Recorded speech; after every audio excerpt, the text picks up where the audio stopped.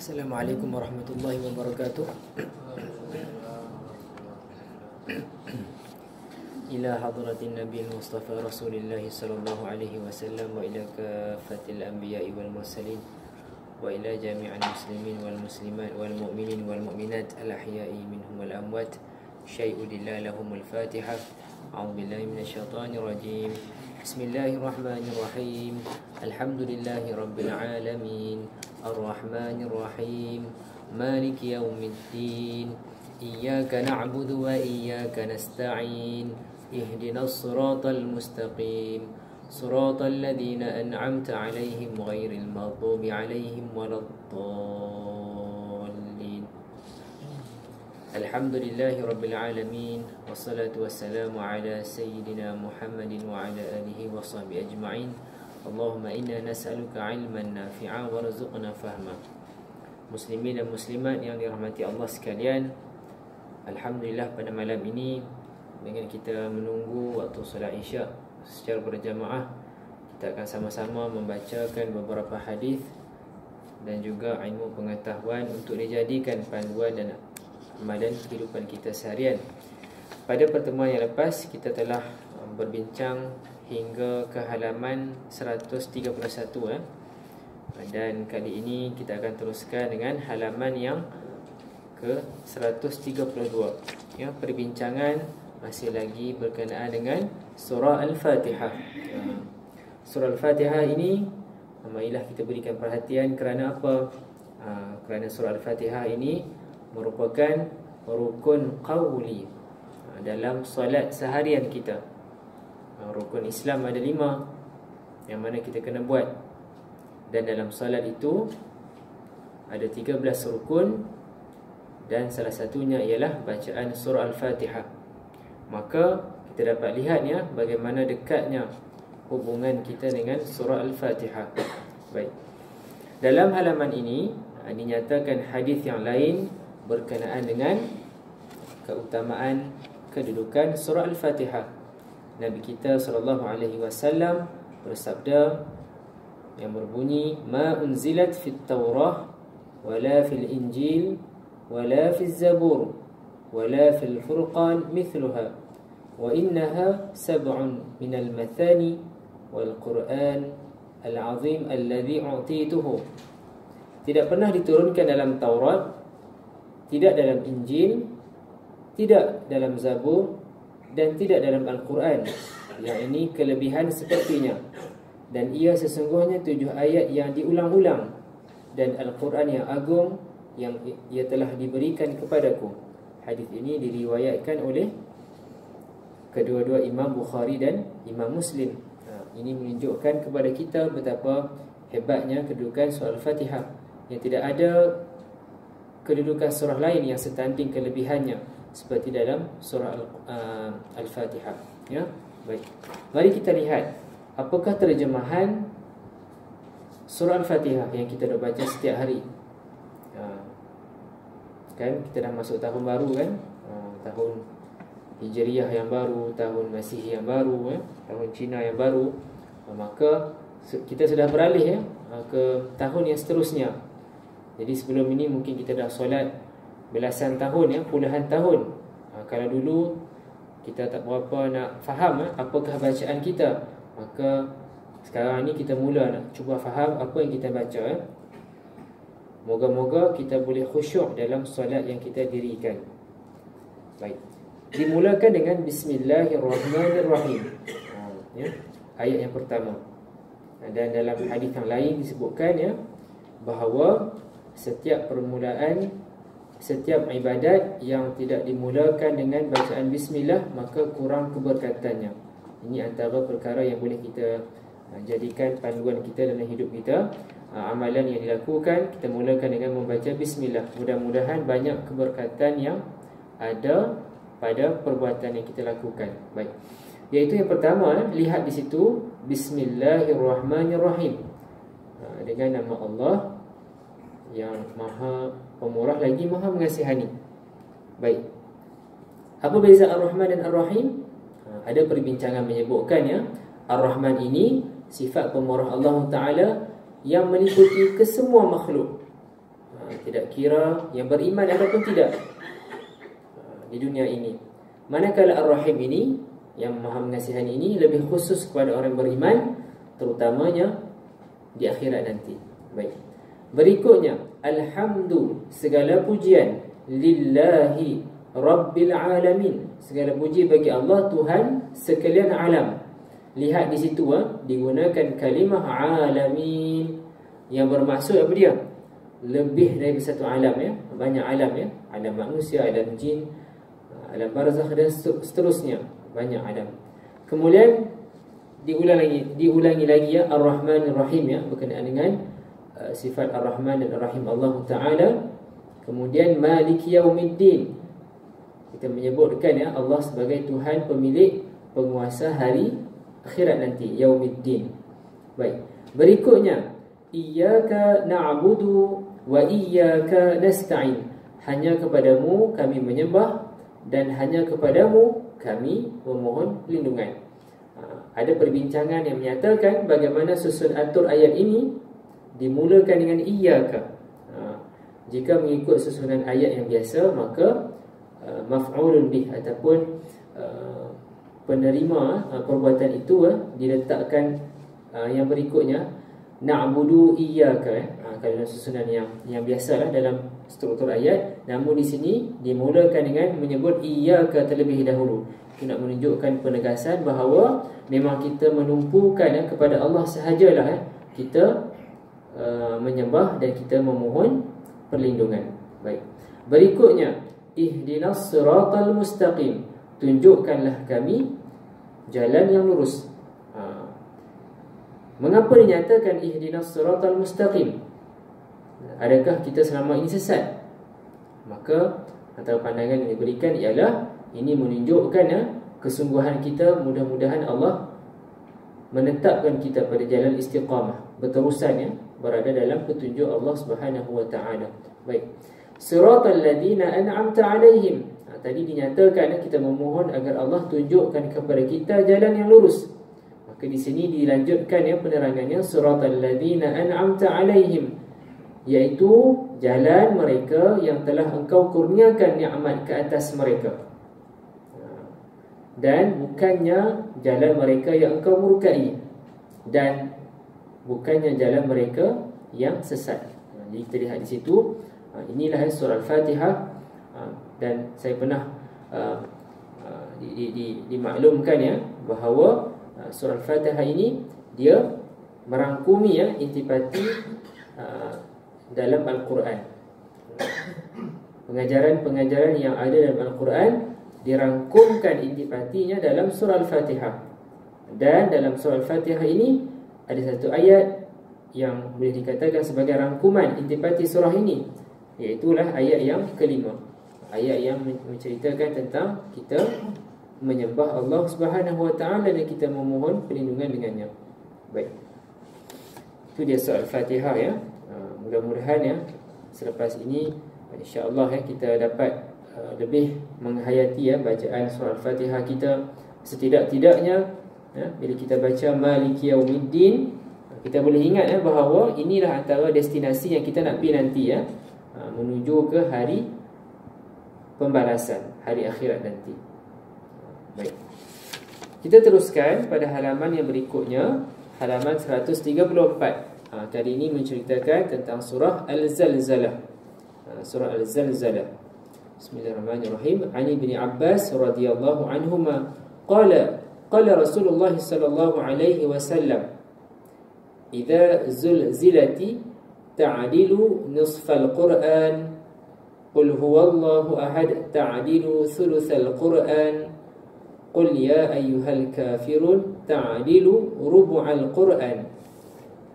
Daripada Ibnu Abbas radhiyallahu anhuma berkata, Rasulullah sallallahu alaihi wasallam bersabda, artinya idza zulzilat, sama pahalanya membaca setengah Al-Quran, nisfal Quran. Kalimah nisf bermaksud separuh, nisfal Quran. Seterusnya membaca qul huwallahu ahad, sama pahalanya membaca 1/3 Al-Quran, thuluth Al-Quran, thuluth 3, 1/3. Dan qul ya ayyuhal kafirun, sama pahalanya membaca 1/4 Al-Quran, rubu' Al-Quran. Baik, hadis ini sebagaimana yang dicatatkan di bawah ini diriwayatkan oleh Imam Tirmizi, Imam Al-Hakim, Imam Al-Bahaqi dan berikutnya rahimahumullah ta'ala. Jadi lihat di sinilah ya, insya-Allah kalau tak mampu nak hafal juzuk amma, maka boleh kita pilih-pilih surah-surah yang pendek-pendek ini. Lebih-lebih lagi yang telah dinyatakan secara tepat, secara khusus dalam nas Al-Quran, nas hadis Nabi sallallahu alaihi wasallam menyebutkan ya, idza zulzilatil ardu zilzalaha qul huwallahu dan qul ya ayyuhal kafirun. Baik. Mari kita lihat terjemahan surah Al-Zalzalah. Surah Al-Zalzalah. Bismillahirrahmanirrahim. Idza zulzilatil ardu zilzalaha. Apabila bumi digegarkan dengan gegaran yang sedahsyat-dahsyatnya. Wa akhrajatil ardu athqalaha. Serta bumi itu mengeluarkan segala isinya. Wa qala al-insanu ma laha. Dan berkatalah manusia dengan perasaan gerun, apa yang sudah terjadi kepada bumi. Ya, yauma idzin tuhadditsu akhbaraha. Pada hari itu bumi pun menceritakan khabar beritanya. Bi anna rabbaka awha laha. Bahawa Tuhanmu telah memerintahnya untuk berlaku sedemikian rupa. Yauma idzin, pada hari itu, yasdurun nas ashtata. Manusia akan keluar berselerak daripada kubur masing-masing. Ya.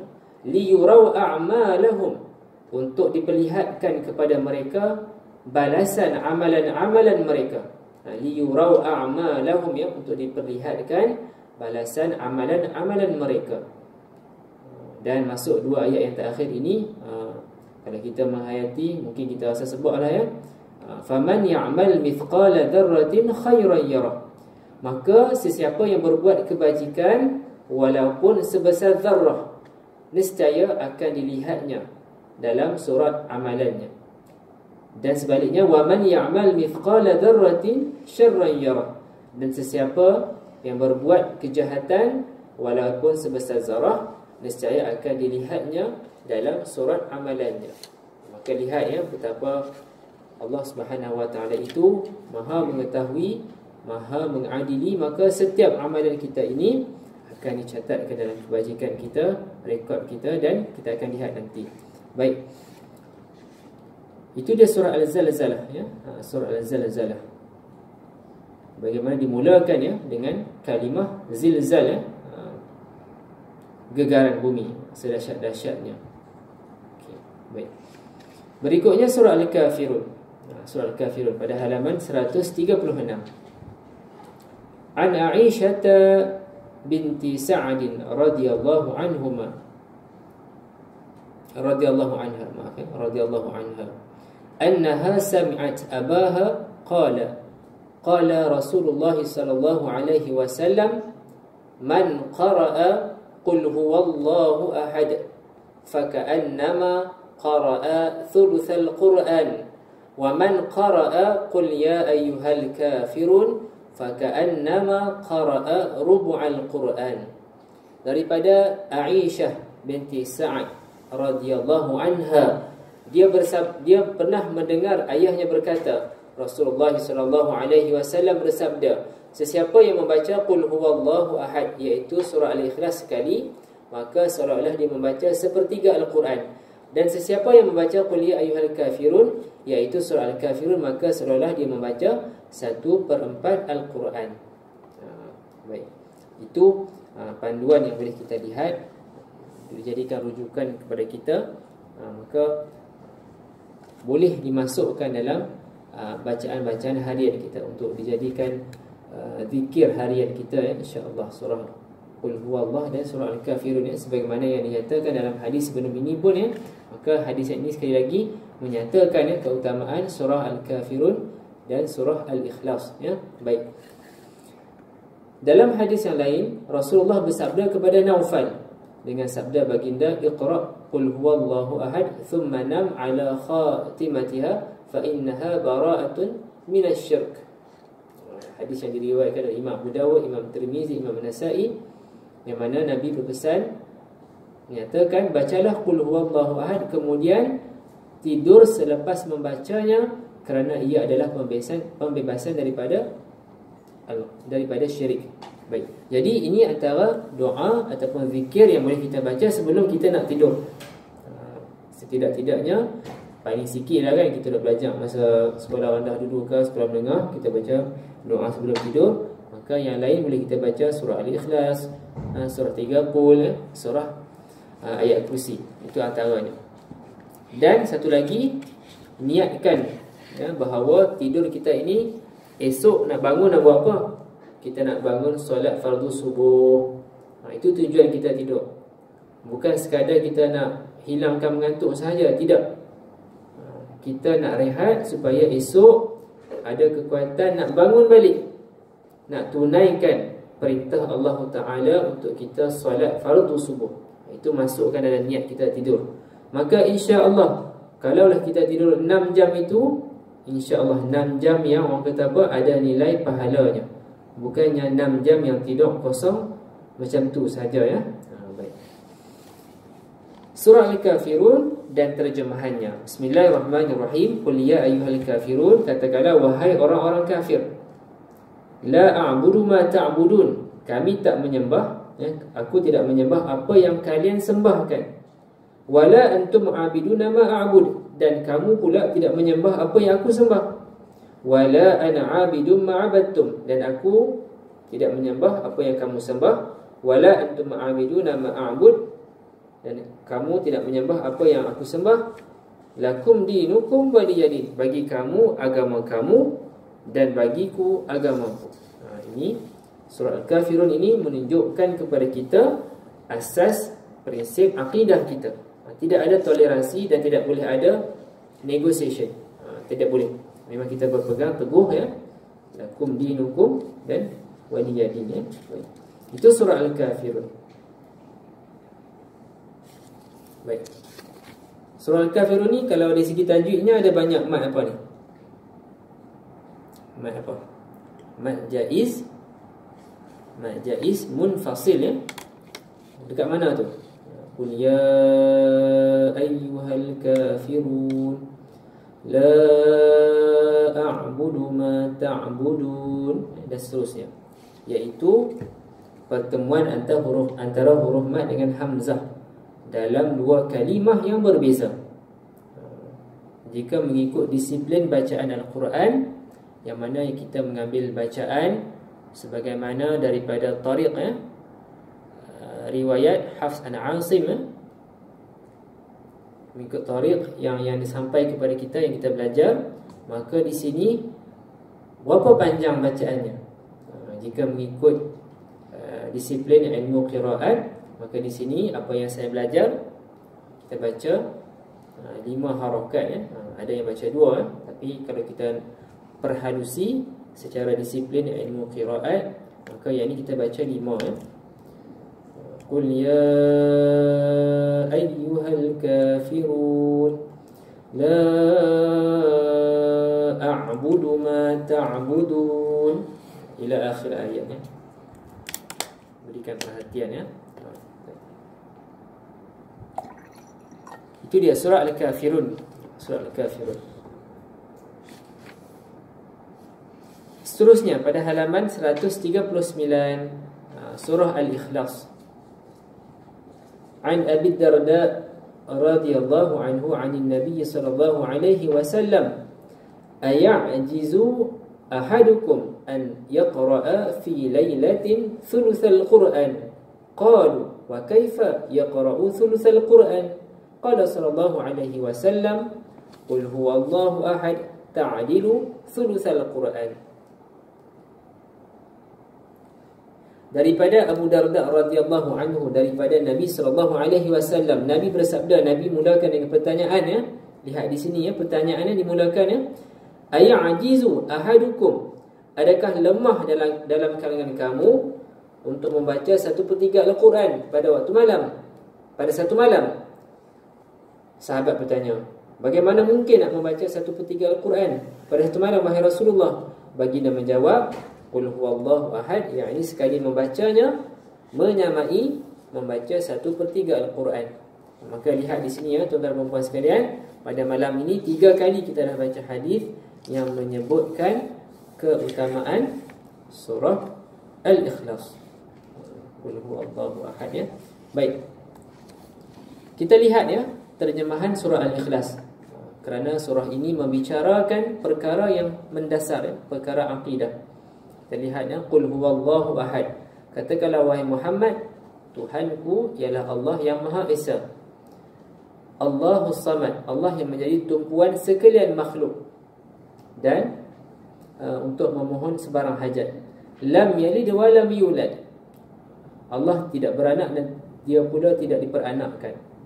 Walam yakul lahu kufuwan ahad, dan tidak ada sesiapa pun yang setara dengannya.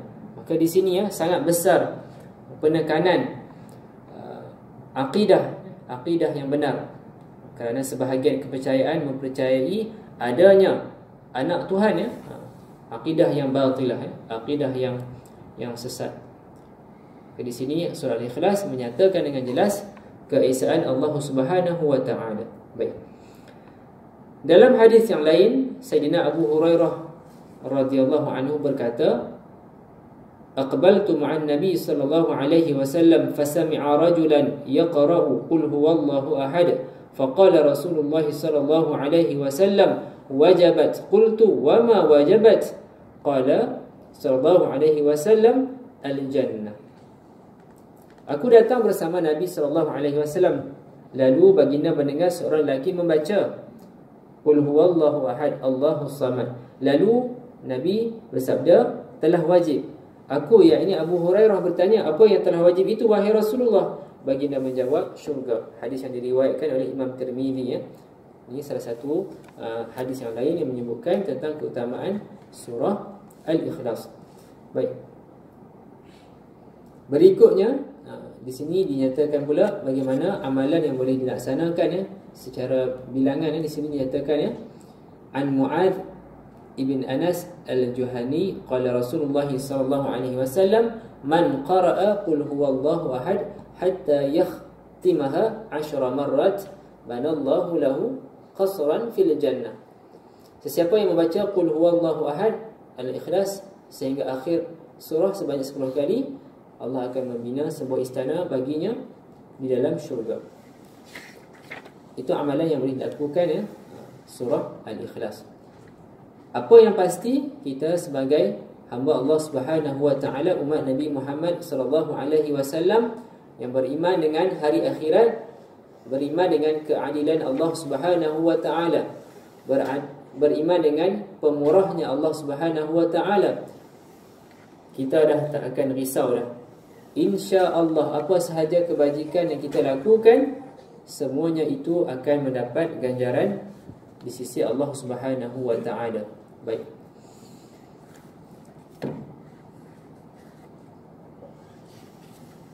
Kita masuk pada halaman 142. Kali ini menceritakan tentang bacaan Ayatul Kursi setiap kali solat fardu, selepas solat fardu.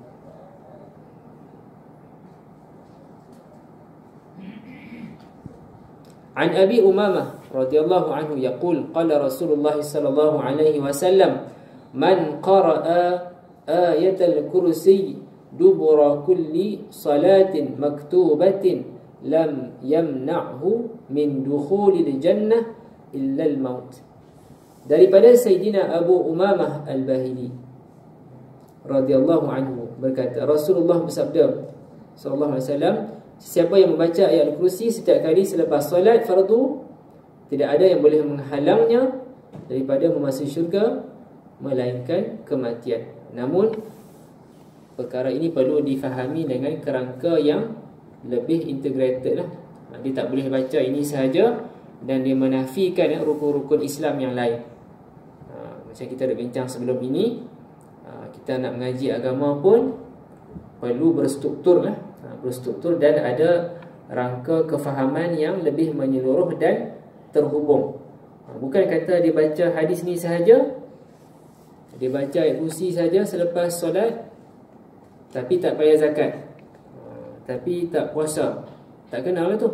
Jadi kita kena faham mengaji ilmu agama ni kena integrated dan ikut framework yang sepatutnya, ya. Maksud di sini apa dia? Kita berpegang teguh dengan rukun Islam, benda-benda yang wajib kita buat, hubungan dengan makhluk kita jaga, ya. Kita tidak menzalimi makhluk yang lain. Kerana dalam hadis yang lain mafhumnya menyebutkan orang yang berhutang yang tidak diselesaikan tak dapat nanti masuk ke dalam syurga hatta mereka yang telah mati syahid. Maka kita kena berikan perhatian. Begitu juga dalam pengajian ilmu hadis, ilmu dalam Islam ini, dia ada dalil-dalil yang bersifat umum yang perlu ditakhsiskan, yang perlu dikhususkan dengan hadis yang lain. Ada juga hadis-hadis yang perlu diikat dengan hadis yang lain. Itu dia. Itu insya-Allah lah, ya. Kalau kita teruskan pengajian, kita akan nampak perkara-perkara ini. Jadi nak bagi dekat sini peringatan, ya, supaya kita tidak tersilap faham. Kita pegang yang ni sahaja dan kita abaikan benda lain. Zakat tak bayar, ya. Kita berlaku zalim kepada haiwan, ya. Kita bunuh haiwan yang lain. Kita berlaku zalim kepada jiran kita. Tapi kita dah kata tak apa ni, saya dah baca ayat kursi dah ni. Bila saya mati saya akan masuk syurga. Kesian lah sebab dia salah faham, kan. Dia tak mengaji dengan lebih menyeluruh. Dia nampak secara tidak tepat, ya. Jadi kita insya-Allah, ya, kita berpegang teguh, ya, dengan rukun Islam, dengan prinsip-prinsip akidah, amalan-amalan yang wajib kita laksanakan, kezaliman kepada makhluk yang lain kita elakkan, ya. Dan kita sentiasa bertaubat kepada Allah Subhanahu wa taala. Dan ini yang kita amalkan, ya, selepas solat kita membaca ayat Al-Kursi. Dan insya-Allah mudah-mudahan, ya, dapat kita masuk ke dalam syurga nanti. Baik. Dan ini juga adalah dalil, ya, nas rujukan kita untuk dijadikan amalan membaca ayat Kursi selepas solat fardu, ataupun dalam hadis ini dinyatakan sebagai salatun maktubatun, ya. Salat yang telah di maktub ni maksudnya yang telah tertuliskan, maktubah yang telah difardukan, ya. Ayat Kursi. Ayat Kursi.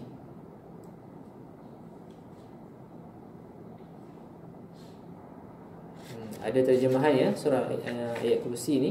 Baik. Allahu la ilaha illa huwal hayyul qayyum. Allah Ta'ala tidak ada Tuhan selainnya. Dialah Al-Hayy yang tetap hidup dan Al-Qayyum yang kekal selamanya. La ta'khudhuhu sinatun wa la naum, yang tidak mengantuk, lebih lagi tidur. Lahu ma fis samawati wa ma fil ard, yang memiliki segala apa yang ada di langit dan di bumi. Man alladhi yashfa'u 'indahu illa bi'idhnih, tak ada siapa yang dapat beri syafaat di sisinya melainkan dengan izinnya. Ya'lamu ma baina aydihim wa ma khalfahum, yang mengetahui apa yang berada di hadapan mereka dan apa yang berada di belakang mereka. Wa la yuhituna bi syai'in min 'ilmihi illa bima syaa'.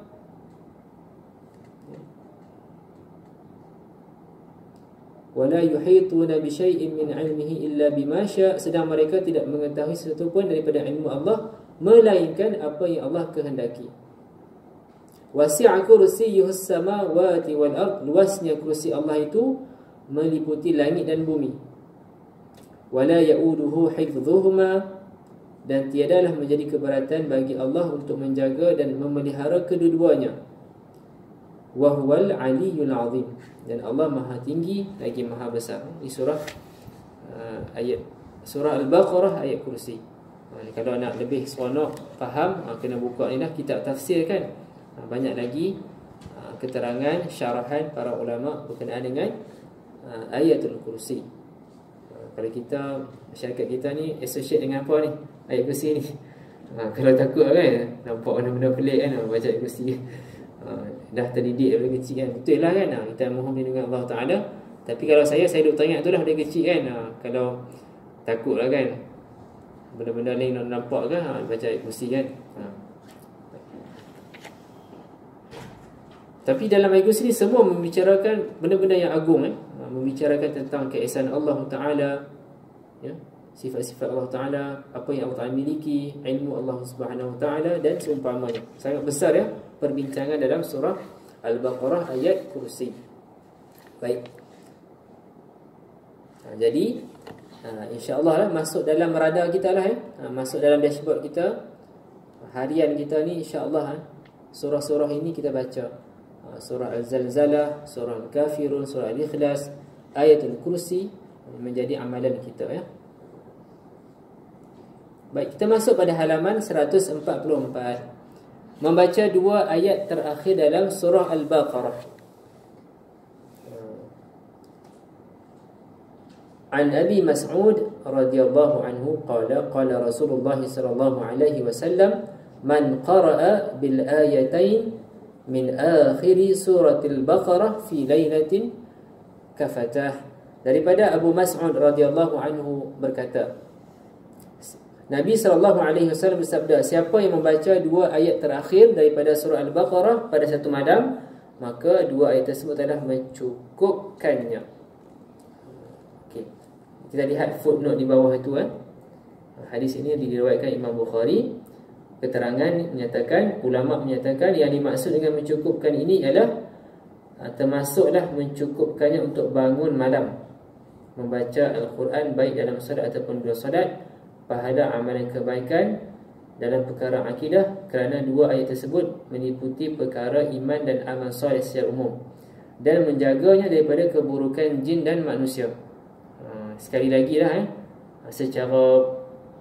secara pukalnya kita yakin ya, banyak sangat kebaikan yang kita peroleh daripada amalan membaca ayat Al-Quran Karim. Orang kata apa, tak perlu lagi lah nak berkira kan, nak teliti sangat kan. So kita dah memang yakin ya, memang setiap ketaatan yang kita buat ini nilainya sangat tinggi di sisi Allah Ta'ala dan akan beroleh pelbagai kebaikan dan ganjaran pahala. Baik, apa dia dua ayat yang terakhir tu? Surah Al-Baqarah. Kita nak hafal surah Al-Baqarah, mampu tak? InsyaAllah boleh ya, kita boleh usahakan. Tapi kalau tak mampu nak hafal keseluruhan buat masa ni, maka kita boleh hafal yang depan tu Alif Lam Mim sampai yang muka surah yang pertama tu, dan ambil semangat yang penghujung ni, cuba hafal kan, dua ayat yang terakhir ini. Amana rasulu bima unzila ilaihi min rabbihi wal mu'minun ya, sampai yang terakhir ni. Okay. Kita lihat ya, apakah terjemahannya secara pantas ya, supaya ada penghayatan kepada kita apa yang kita nak baca ni. Amana rasulu bima unzila ilaihi min rabbihi wal mu'minun. Telah beriman ya, para rasul beriman dengan apa yang telah diturunkan kepadanya daripada Allah Subhanahu Wa Taala dan orang-orang yang beriman. Kullun amana billahi wa malaikatihi wa kutubihi wa rusulihi. Setiap beriman dengan Allah, para malaikat, kitab-kitabnya, rasul-rasulnya. La nufarriqu baina ahadin min rusulihi. Dalam kalangan para rasul tidak ada yang berbeza. Wa qalu sami'na wa ata'na. Mereka berkata, kami dengar dan kami patuh. Ghufranaka, keampunanmu ya Allah. Rabbana wa ilaikal masir, dan kepada kamu ya Allah kami pulang. La yukallifullahu nafsan illa wus'aha. Allah Ta'ala tidak membebankan seseorang melainkan dengan apa yang dia mampu. Laha ma kasabat wa 'alaiha maktasabat. Manusia akan mendapat, memperoleh apa yang telah dia usahakan. Benda yang baik dia akan dapat pahala, benda yang jahat dia akan dapat balasan dosa tersebut. Rabbana la tu'akhidna in nasina. Ya Allah, ya Tuhan kami, jangan hukum kami kalau kami lupa. Au akhta'na, atau kalau kami tersilap. Rabbana wa la tahmil alaina isran kama hamaltahu 'ala alladhina min qablina. Wahai Tuhan kami, jangan engkau bebankan kepada kami dengan bebanan yang berat sebagaimana yang telah engkau bebankan kepada orang yang terdahulu daripada kami. Kalau nak ambil contoh dari segi syariat, syariat kepada umat sebelum ini, antaranya ialah mereka tidak boleh solat sebagaimana kita. Mereka hanya boleh solat di tempat-tempat tertentu sahaja. Kita selagi mana tempat itu suci, maka insya-Allah boleh ditunaikan solat. Dan syariat sebelum ini juga ada yang kalau kotoran yang kena dekat najis tu, dekat pakaian, maka kena buang. Kita masih lagi boleh disucikan dengan taharah kan. Baik. Seterusnya, Rabbana wa la tuhammilna ma la taqata lana bih. Ya Allah, jangan kau pikulkan apa yang kami tak mampu nak pikulnya. Wa'fu 'anna waghfir lana warhamna, ampunkan kami dan rahmatilah kami. Anta maulana fansurna 'alal qaumil kafirin. Sebenarnya engkau pembantu Tuhan kami, bantulah kami terhadap orang-orang kafir. Ini dua ayat terakhir dalam surah Al-Baqarah. Ini boleh hafal insya-Allah. Amanar rasulu bima unzila ilaihi mir rabbih wal mu'minun. Dan boleh dijadikan ayat bacaan dalam solat kita insya-Allah. Ini kalau semua orang ada kitab ni, bolehlah letakkan dekat rumah kan. Letak bookmark kan, sebelum tidur ni. Kan baca ayat ni. Amanar rasulu bima unzila ilaihi mir rabbih wal mu'minun ya. Saya teringat kenangan masa duduk sekolah asrama kan. Kita ada amalan baca surah Al-Mulk setiap malam kan, sebelum tidur. Masya-Allah, suasana dulu cantik sangat ya. Ada kawan-kawan, suasana yang mendorong kita untuk melakukan kebaikan. Bila dah keluar sekolah asrama ni, kena kuat sikitlah semangat kan. Jadi boleh dijadikan usaha kita. Kalau siapa yang dah beli buku ni, letak bookmark, letak dekat meja yang berdekatan dengan bilik tidur kan. Bila nak tidur nampak, buka dan boleh baca. Buku ni boleh dibuka walaupun tidak ada wuduk. Tapi ayat Al-Quran ini tak boleh kita sentuh dengan jari kita lah ya. Boleh buka dan pegang di tepi ni dan terus baca. Mulakan dengan a'udzubillah. Mana baca? Amanar rasulu bima unzila ilaihi mir rabbih wal mu'minun, sampai habis. Dengan niat pada masa yang sama kita niatkan, ya Allah, saya baca ini ya Allah dengan niat nak menghidupkan ajaran Nabi SAW. Maka masya-Allah besar pahala yang akan kita peroleh. Ya. Dan terlihat dekat akhir ayat itu adalah satu doa kan. Perasan tak? Bahkan banyaklah doa Rabbana la tu'akhidna in nasina aw akhtana. Rabbana wa la tahmil alaina isran kama hamaltahu ala alladhina min qablina. Rabbana wa la tuhammilna ma la taqata lana bih wa'fu 'anna wa'fu 'anna waghfir lana warhamna anta maulana fansurna 'alal qaumil kafirin ya. Masya-Allah ya. Kita akhiri malam kita dengan membaca ayat Al-Quran yang telah diajarkan oleh Nabi sallallahu alaihi wasallam. Satu lagi yang terakhir ya. Membaca 100 ayat Al-Quran setiap malam. Tengok penulis subhanallah Ustaz Mahathir, secara psikologinya dia mula beritahu 2 ayat dulu, baru dia cerita yang 100 ayat.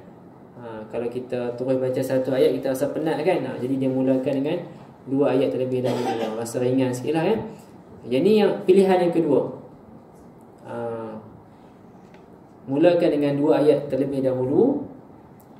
Kalau dah mampu, insya-Allah boleh kita upgrade nanti membaca 100 ayat Al-Quran setiap malam. Apa fadilatnya? Ditulis baginya pahala solat sepanjang malam. Riwayat Imam Ahmad dan Imam At-Tabarani, 100 ayat. Kalau 100 tak mampu, mulakan dengan 2 ayat yang terakhir ini. Kalau mampu lagi, baca apa dia? Surah Al-Mulk. Subhanallah cantik amalan yang diaturkan. Baik, kita pun dah nak sampai ke penghujung kita, nak solat isyak nanti. Nanti kita ni dah, kita sama-sama dengar azan ya, dan kita jawab azan dan doa selepas azan. Sebab Nabi beritahu sesiapa yang menjawab azan, doa selepas azan, maka Nabi akan bagi syafaat kepada kita. Maka kita kena rebut peluang azan dan menjawab azan ya. Baik. Dan insya-Allah kita pun dalam buku ni pun dah tak lama lah nak habis ni. Banyaklah bekalan kita semua ni. Sekarang ni kembali kepada kita, sejauh mana kita nak mengamalkan ilmu-ilmu yang kita pelajari, insya-Allah.